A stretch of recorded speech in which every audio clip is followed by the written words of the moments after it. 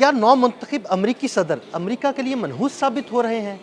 پہلے امریکی شہر لاس اینجلس میں لگی آگ نے بدترین تباہی مچائی اور اس کے بعد کئی امریکی ریاستوں میں بدترین برفانی طوفان نے کئی جانیں نگل لیں، اور اب ایک خوفناک فضائی حادثے نے سپر پاور کو مشکل میں ڈال دیا ہے۔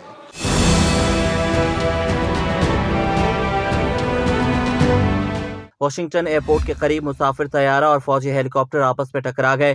میڈیا رپورٹس کے مطابق امریکی ایئر لائن کی پرواز کینسس کے شہر وکیٹا سے واشنگٹن پہنچی تھی، جہاں طیارے کو دریائے پوٹومیک کے اوپر رن وے کے قریب حادثہ پیش آیا۔ فلائٹ ریڈار کے مطابق طیارے کو حادثہ مقامی وقت کے مطابق شام 5:48 پر پیش آیا۔ اس وقت طیارے کی رفتار 166 کلومیٹر فی گھنٹہ تھی۔ رپورٹس کے مطابق بمبارڈیر CRJ-700 طیارے میں 78 افراد کے بیٹھنے کی گنجائش ہے۔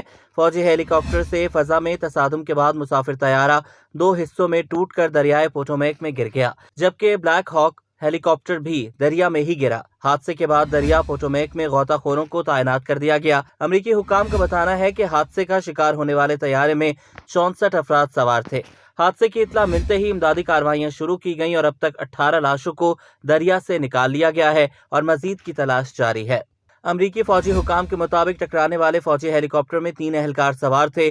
امریکی میڈیا رپورٹس کے مطابق مسافر طیارے سے ٹکرانے والا بلیک ہاک فوجی ہیلی کاپٹر تربیتی پرواز پر تھا۔ حادثے کے بعد ریگن نیشنل ایئرپورٹ پر تمام پروازیں معطل کر دی گئیں، جبکہ صدر ڈونلڈ ٹرمپ کو بھی فضائی حادثے سے آگاہ کر دیا گیا۔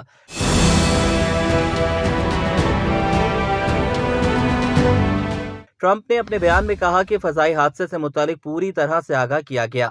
صورتحال کی نگرانی کر رہا ہوں، جیسے ہی مزید تفصیلات سامنے آئیں گی عوام کو اس سے آگاہ کیا جائے گا۔ حادثے پر ڈونلڈ ٹرمپ نے کئی سوالات بھی اٹھائے۔ ٹرمپ نے کہا کہ ہیلی کاپٹر سے طیارہ نظر آنے کا بتائے جانے پر کیا کرنا چاہیے، یہ کنٹرول ٹاور نے کیوں نہیں بتایا۔ حادثے کا شکار طیارہ درست حالت میں ایئرپورٹ کی جانب اپنے روٹ پر تھا۔ امریکی صدر نے کہا کہ موسم بھی صاف تھا اور طیارے کی لائٹس بھی جل رہی تھی۔ ہیلی کاپٹر طیارے کی جانب سیدھا آیا، وہ اوپر یا نیچے یا واپس کیوں نہیں مڑا۔ ادھر واشنگٹن DC فائر چیف کا کہنا ہے کہ امدادی سرگرمیوں کے لیے صورتحال موافق نہیں ہے۔ خراب موسم اور شدید سردی ریسکیو آپریشن میں رکاوٹ بن رہی ہے۔ امدادی آپریشن کئی گھنٹوں تک جاری رہ سکتا ہے۔ ان کا بتانا تھا کہ حادثے میں بچ جانے والوں کے بارے میں کوئی معلومات نہیں ہے۔